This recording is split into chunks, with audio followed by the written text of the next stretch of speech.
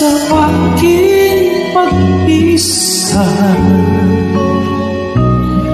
ikaw lang ang hinahanap ko.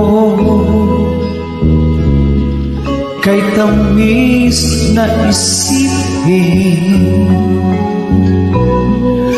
ng mga alaala.